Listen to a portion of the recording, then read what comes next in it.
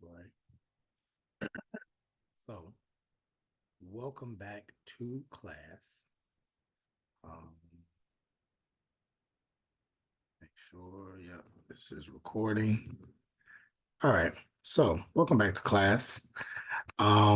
Today, what we're going to talk about is this concept of gentrification. Your reading for today was an article or book chapter entitled Chinatown, Not Coffeetown. Chinatown, Not Coffeetown. And go ahead and pull that up for your go ahead and pull that up, your reading as well as your lecture, your PowerPoint lecture that's associated with this. And you can just start to follow along and we can start to talk about this notion of gentrification. So before we get started, I want you to think about if we were in congregation with each other physically, I would ask you, what are some definitions or thoughts that you have about gentrification? What do you know about gentrification? Okay. So you can pause the video here, you can think about it. And then in coming back, a lot of times when people think about gentrification, they think about people being displaced, right? They think about people having to move out of a certain area. Residents that they've been in for a long time, now they have to move, right? But many people don't know why and who's moving. And if one group is moving out, a group has to move in. How does this even happen? And who decides who's moving, right? Who are the people that are oftentimes having to move out, and who are the people that are oftentimes moving in, right? So there are these different ideas that some people have about gentrification. Maybe you've never heard of gentrification, right? So this lecture and this article may be your introduction to this idea. But gentrification is very significant in a class that talks about race, that talks about inequality, and particularly a class that talks about placemaking and making a place for oneself in the world, making a place for oneself in a city, right? Many times when we talk about place, sometimes we may talk about it from a ideological standpoint, making a place for yourself in the world as a human being. But a lot of times, place and placemaking is related to urban movement and urban transformation and city transformation.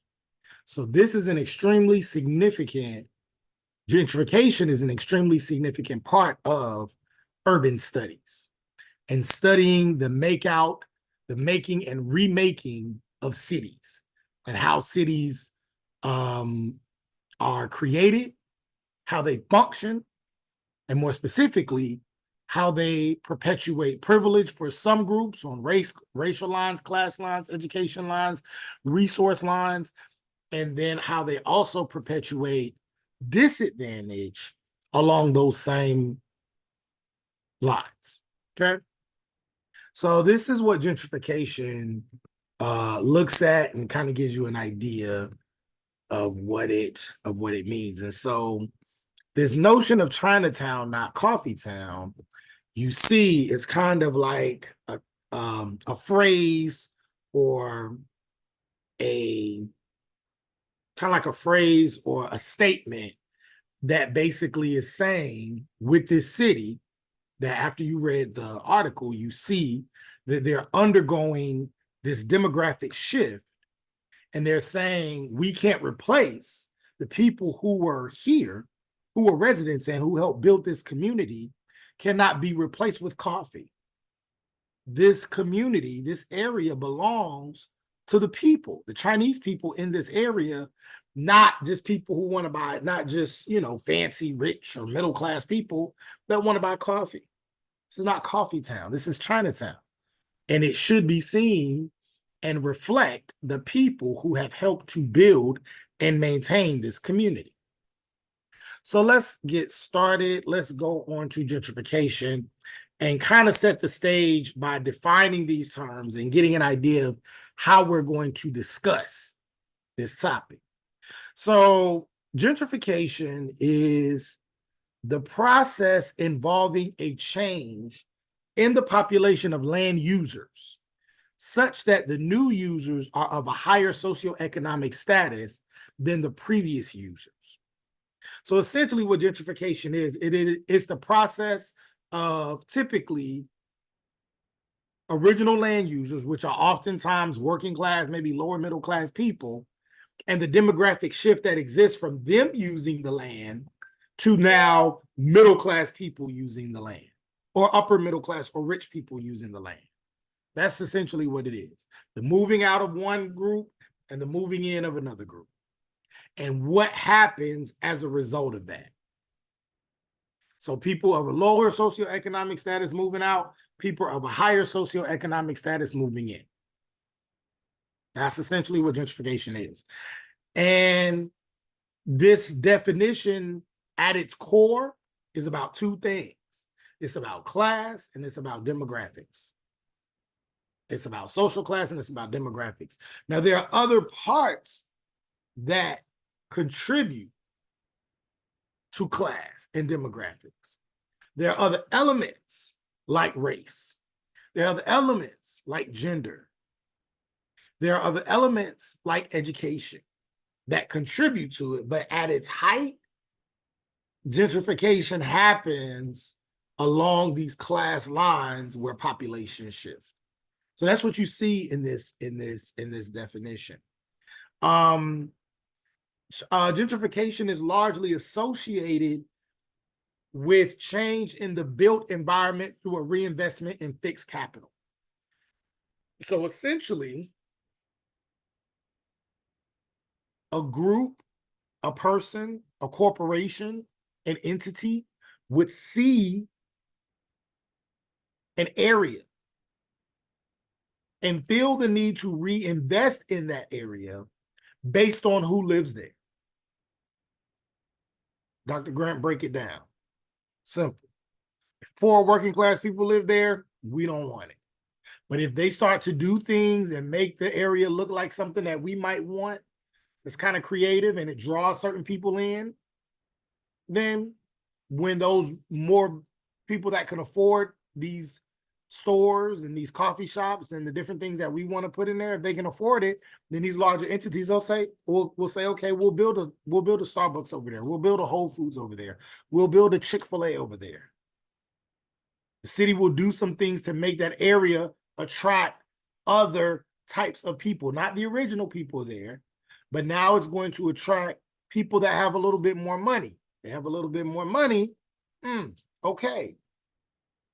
Then we're gonna build more things that attract more and more of them. Well, now this place that used to be for more poor working class people is now attracting more middle class and upper middle class people, which means we're going to put more expensive things in there. But what's going to happen?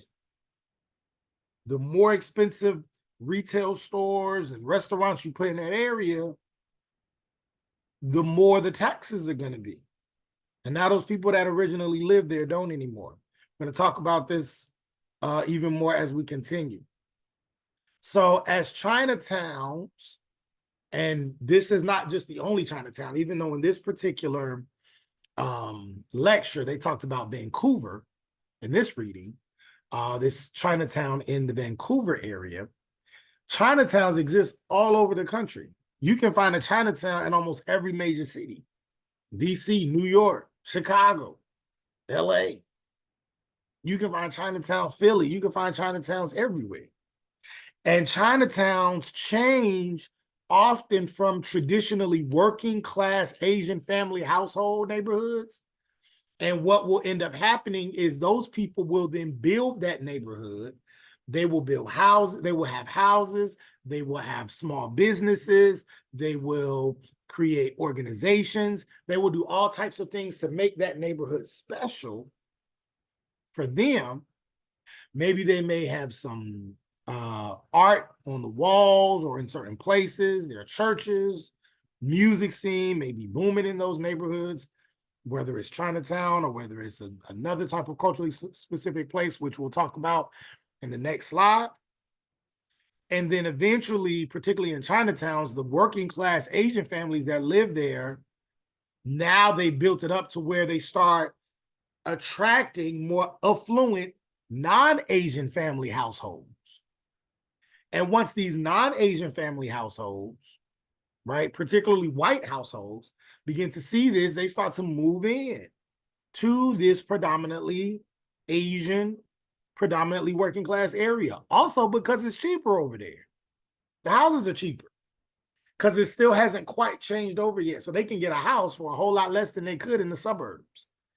So they buy a house, the neighborhood is changing, is growing, things are happening.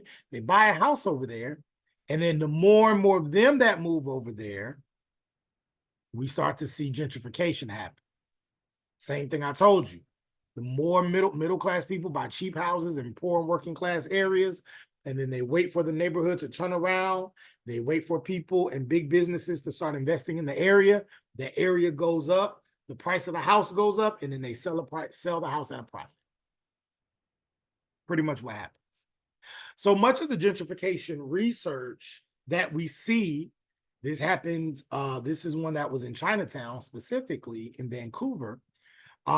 We see that happening with this Asian family, this Asian neighborhood here in this area. But a lot of the gentrification research doesn't really talk about gentrification and how it affects Asian people. It really doesn't. It more so talks about gentrification as it affects Black people, African Americans, and Black people in general, right? And those particular neighborhoods. But it doesn't really discuss the gentrification of neighborhoods of other races, right?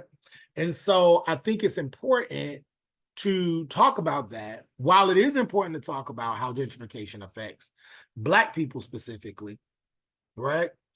It is not just a Black thing. It is not just a racist thing or a racist idea or concept that affects Black people. It affects people of all racial groups.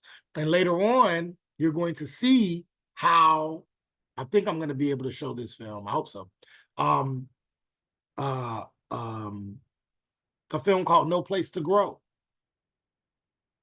No Place to Grow.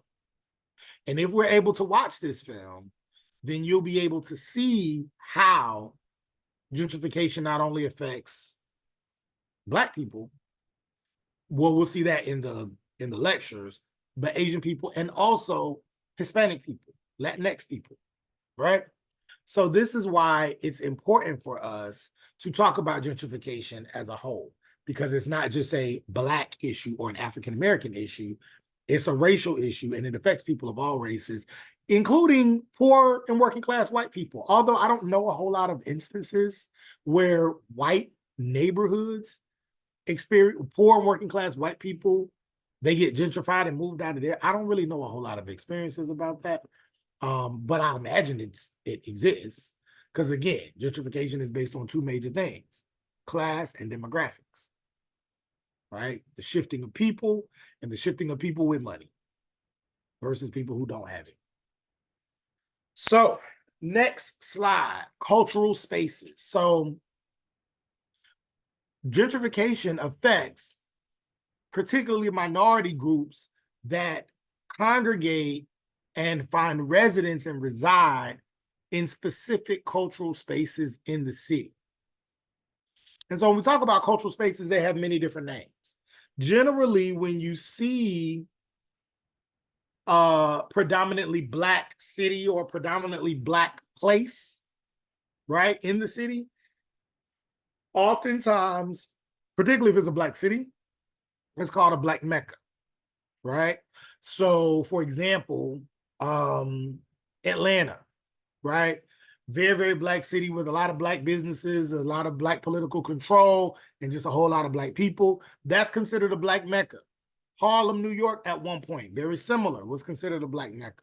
Washington, D.C. at one point, I think it was like 70% Black, whole lot of Black people. That was considered a Black Mecca. Sometimes these places are called chocolate cities because they have so many Black people, right? But not just Black people, but also Black businesses, different types of Black people from all different class groups, and Black influence. So there are other cities that aren't labeled Black Meccas, but they're a lot like this, right? Washington, D.C. was called a chocolate city. Other chocolate cities could be Newark, New Jersey, Memphis, Tennessee, Houston, Texas, Charlotte, North Carolina, Philadelphia.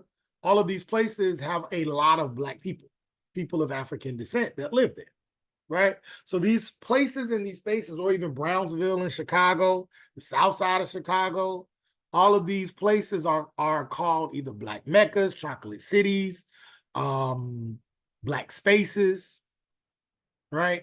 But these are kind of the names that you find for Black people who are in these areas. Then you also have Italians, their cultural space is often called Little Italy. So if you've ever been to, let's say, DC or New York or any of these big cities, if you say, I want to go to Little Italy, you can take a train or you can take an Uber or a taxi to a specific area that will have a lot of Italian businesses, a lot of Italian people, and that celebrate Italian culture. That place is often called Little Italy, right? Same thing with Chinatown. Chinese people congregating in an area often called Chinatown, right? I've been to Chinatown, I think I know I went to Chinatown, I think in DC. That was cool. That was a lot of fun. I think that's the only Chinatown I visited was DC. But Chinatown is also one of those places. Now, there are other Asian groups that oftentimes congregate there, but it's typically called Chinatown, right?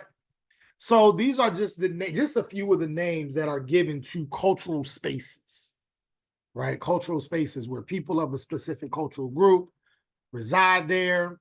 They form community, they form relationships and networks in this area. Now, what is very significant about these cultural spaces is one specific thing, and it's authenticity. Authenticity. Authenticity is extremely important to these cultural spaces, right? And when we talk about authenticity, we're talking about how these places look and the feel of a place, as well as the social connectedness that this place inspires. What is the feel? How do people feel when they go into this place, particularly when the place feels like it belongs to the people that reside in it? What is the feel? Do you get a feeling or do you get a sense of Chinese culture when you go into Chinatown? Do the Asians, do the Chinese people that live in this area, do they feel like it reflects who they are? Right? Is there a sense of social connectedness and network and community within this area? If so, then a lot of times this is one of the key elements of that cultural space. A Black Mecca, a Little Italy, a Chinatown. And the idea of authenticity is useful when we think about neighborhood change, when we think about how these spaces transform themselves, particularly when we're talking about culturally based places like a Chinatown, right? Because these areas draw attention to the retention of the culture. It draws attention to the identity of a place and the connections that these people that live in this area make with each other and the connections that they make with the place. So all of that is what authenticity is largely about. Okay?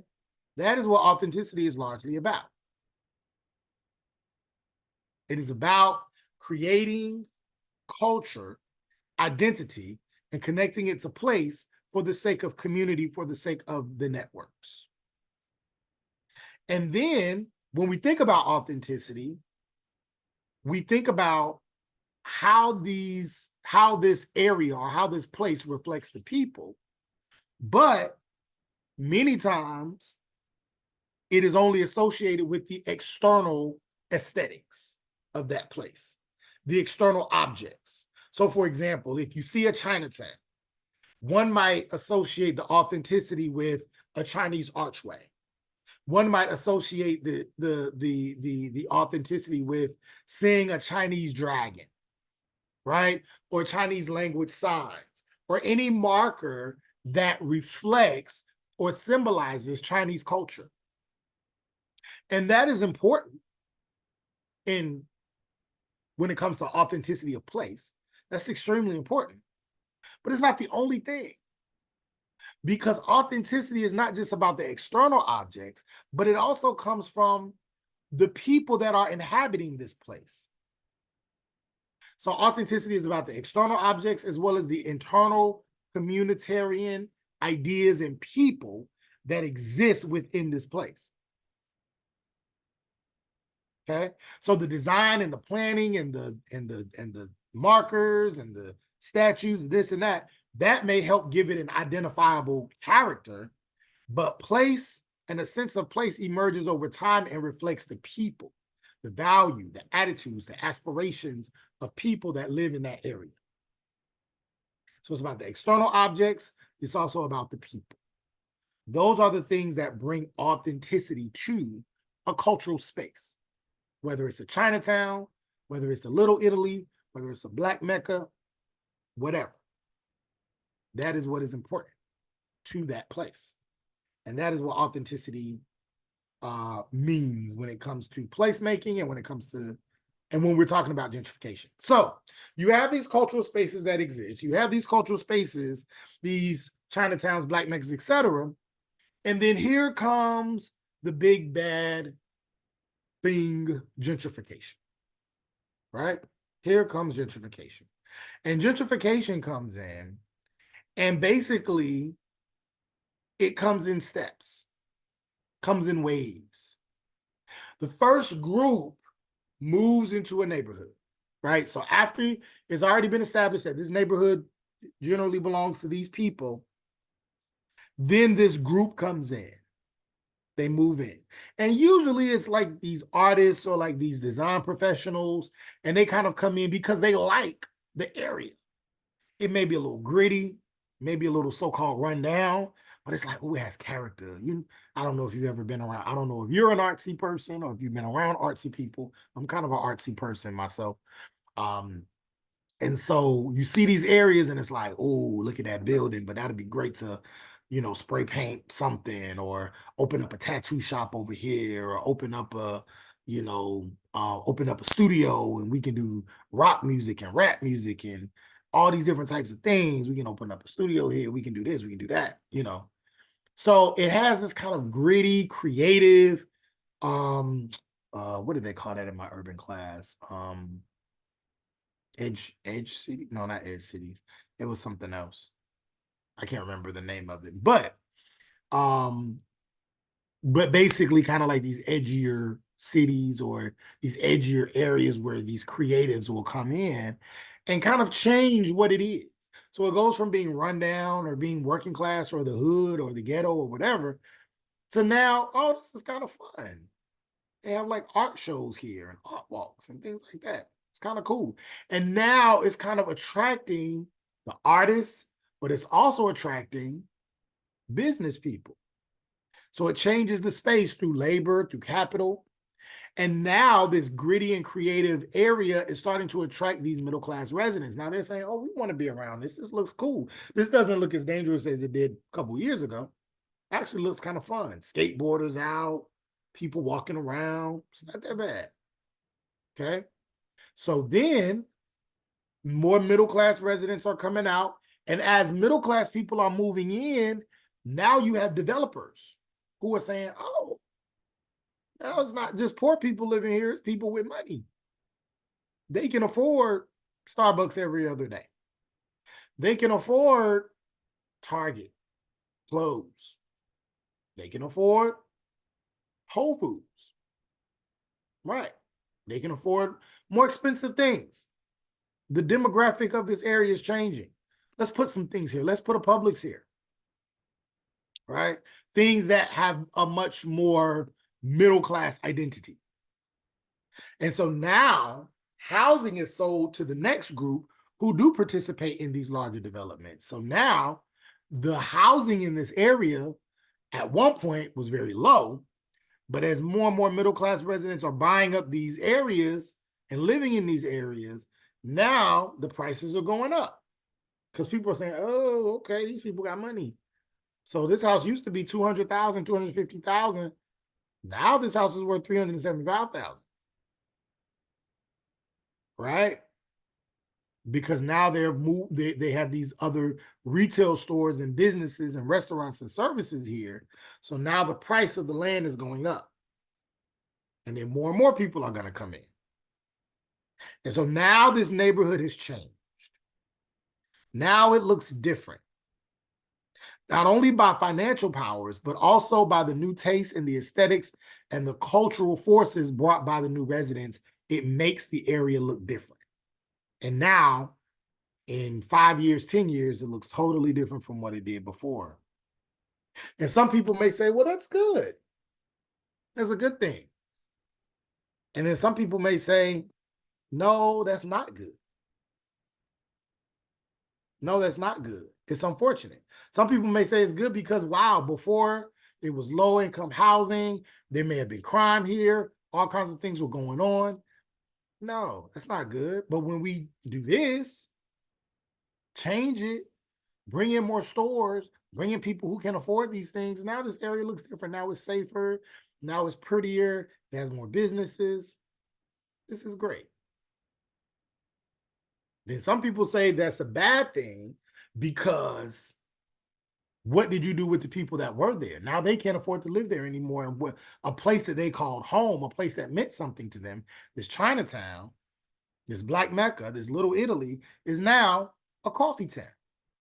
It's now King Starbucks, King Target, Queen Publix. And now it looks different. Queen Whole Foods. It looks different now. And these people are now, they don't have a place to stay because they can't afford to stay in this community that they've been in. So gentrification has some pros and some cons for the people depending on who it is.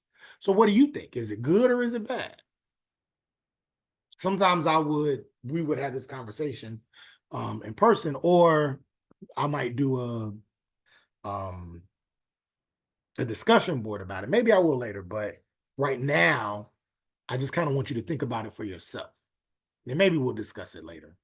I have a different discussion question I want you to do. But yeah, just think about it. Is it good or is it bad? What do you think?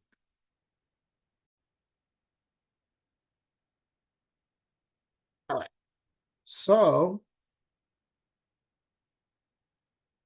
let's look at this example of gentrification. So 11 before and after photos showcasing DC's stunning, so this place may see gentrification as beautiful, stunning transformation. 8 years of architectural transformation in these photos. So if you look at Pennsylvania Avenue, this is how it looks in the modern day. Cities, a city, buildings, cars all over, right? And then this is what it looked like before, right? So it looks like this is right here, and maybe this is that, built up a little bit better. But this big thing, ooh, I don't know. It looks like, I don't know if it's apartments but that wasn't there before, right? So you see that transformation. Same thing with Lafayette Tower. This is what it looked like after. This is what it looked like before. Still seems like it's pretty good. Maybe a booming area, few cars driving, many more cars. Finished paved streets.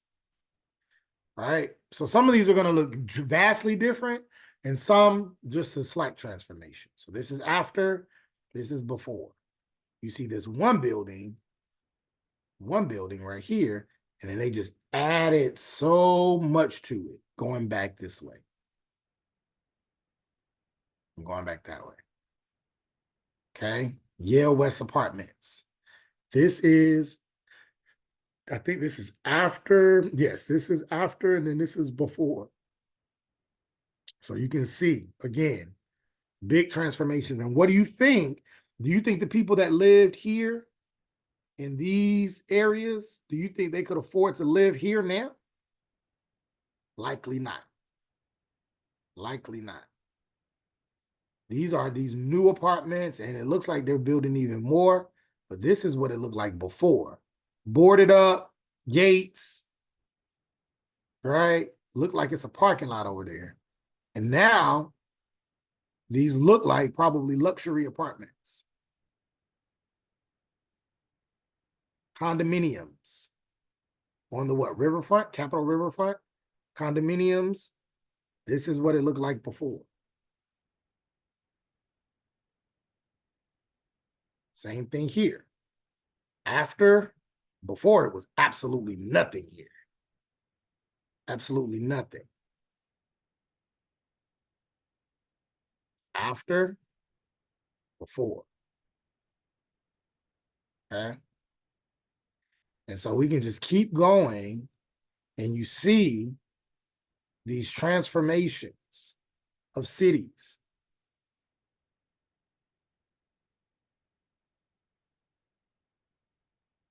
And again, it looks great on the outside. It looks great when you look at the aesthetics. Okay. But on the inside, what is happening to the people? What is happening to the people? So let's go to the next slide. So gentrification operates as a series of positive feedback loops. Each new flow of migration and investment leads in turn to further inflows of money and people. So some people see it as a positive thing. Middle-class incomers are coming in with artists. They migrate into these cheap housing. The place soon gains fashionable status, basically everything we said, attracting young professionals. The private sectors invest. They buy and they renovate the housing, displace the older poor residents. Then the local government invests more into the place. Now it's seen as a place for growth.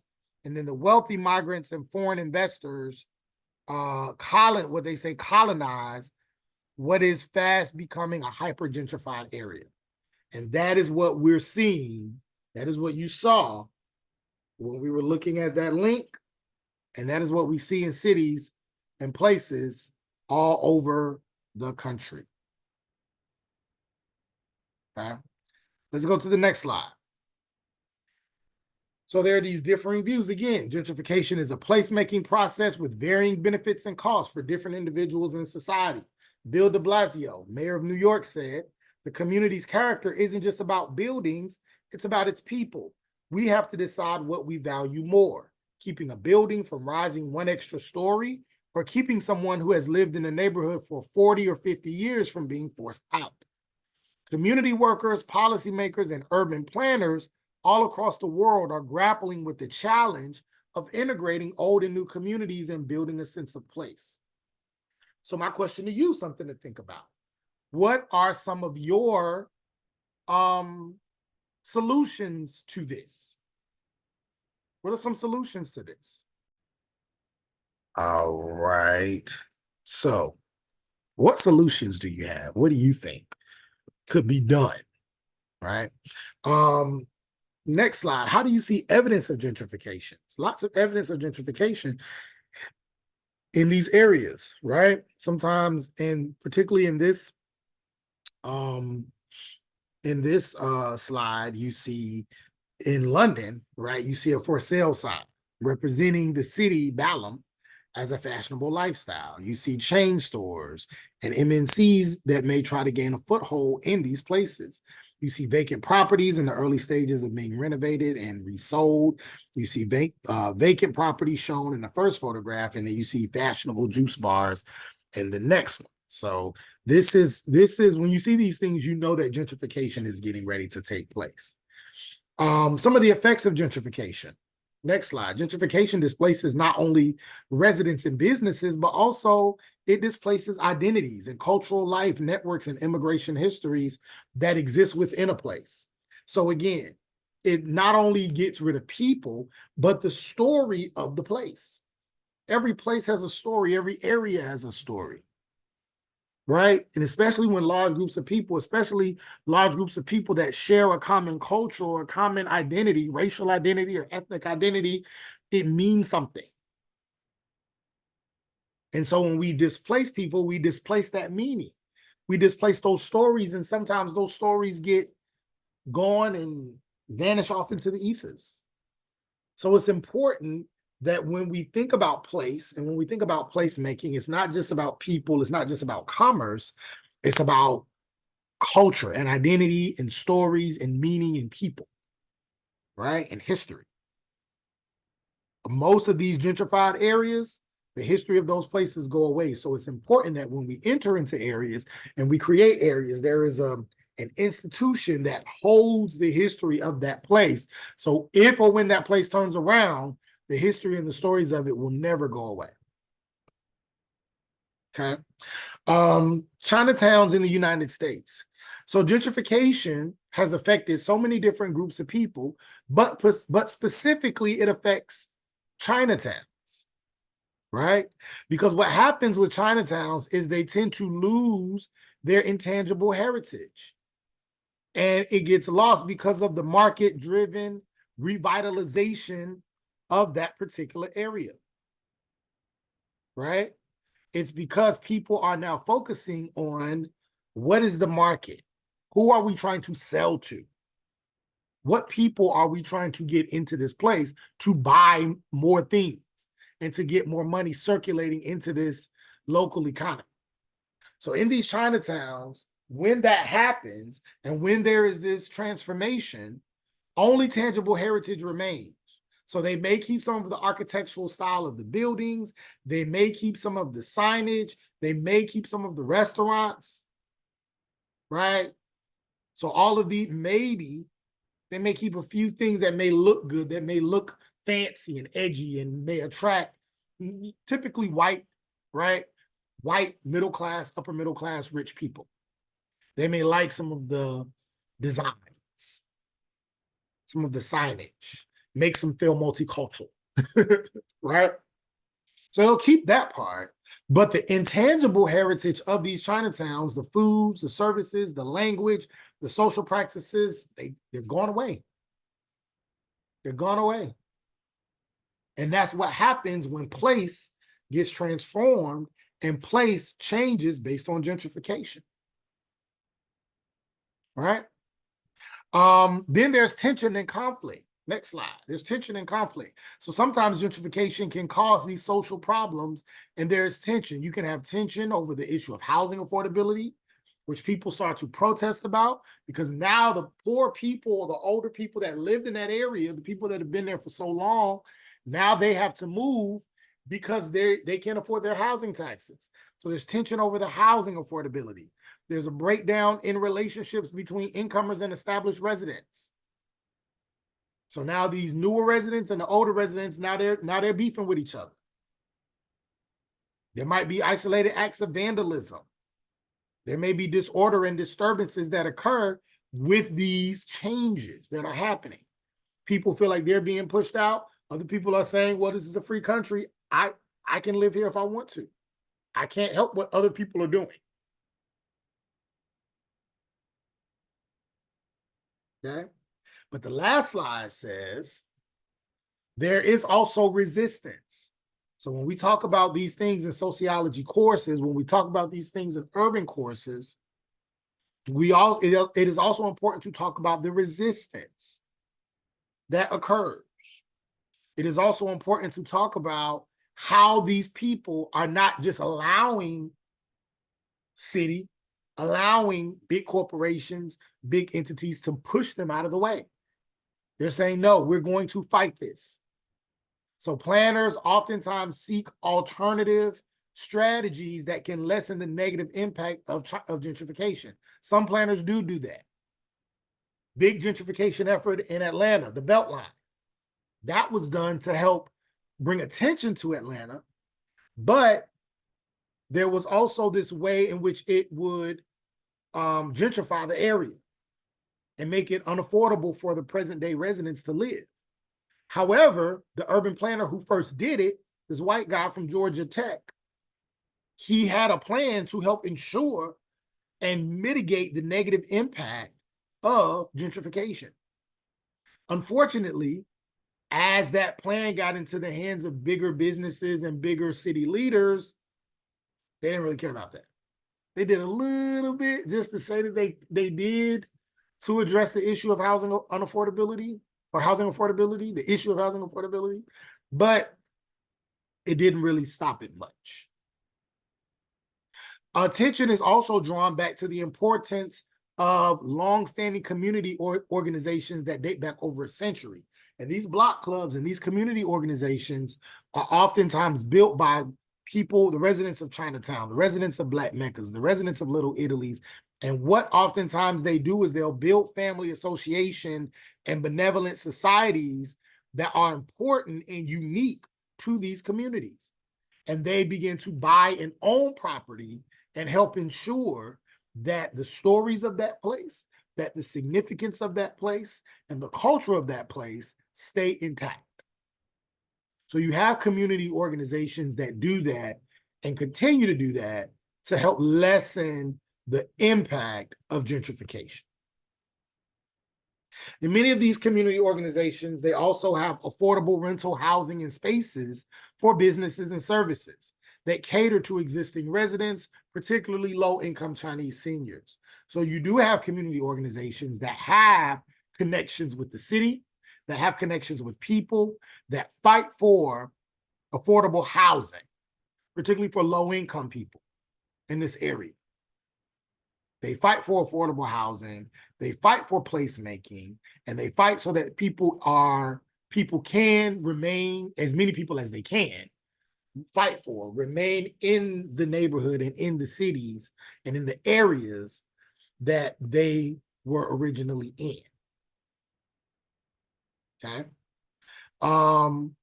Community ownership is also a key part of the local assets, and it is an essential part of the capacity-based community development approach. So what oftentimes people may do when they see that gentrification is happening, they start to buy up the buildings and buy up the property as much as possible. Or if they have rich brothers or rich sisters or rich friends that care about the area, maybe they'll buy it up as well, so that they can help ensure that this place stays as close to its original meaning as possible.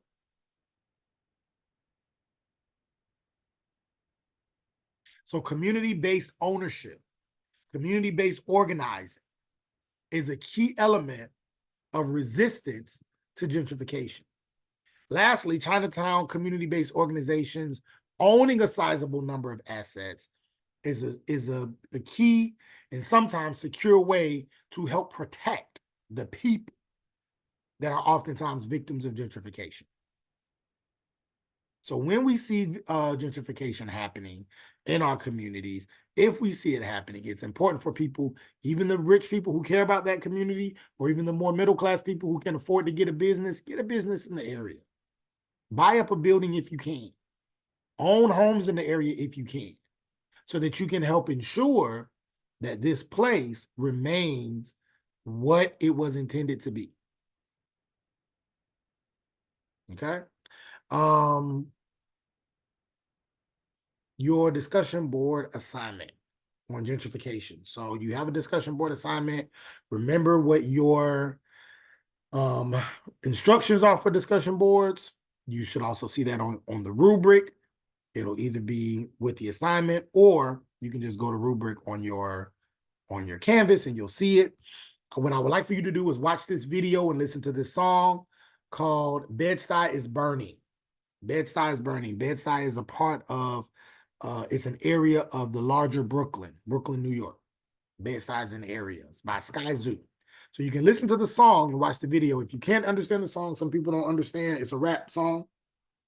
Some people don't understand rap music or can't make out what's being said or can't follow along with the faster raps. So I have the lyrics to the song here. And what I would like for you to do, a couple things in your discussion board. I want you to explain in your own words what this song means. What messages are the songwriter trying to get across to the listener? How do you see themes from the lecture and reading in the song? For example, how do you see steps of gentrification? How do you see resistance? How do you see community organizations? How do you see cultural spaces in this song? Right? Explain this in detail. Have you seen gentrification happen in your neighborhood or the neighborhoods around you, and compare what you've seen to the themes in the song or the lecture? So I want you to answer this, and then obviously you are also supposed to respond to another student's post. Make sure you do that, and you see the deadline on here. Okay? So that is your assignment. I hope you have enjoyed this lecture. I hope you understood it. Make sure that you complete the assignments. If you have any questions, feel free to come to my office hours, or feel free to email me, and I will do my best to get back to you as soon as I possibly can. Hope you have a great day, great week, great weekend. See you soon.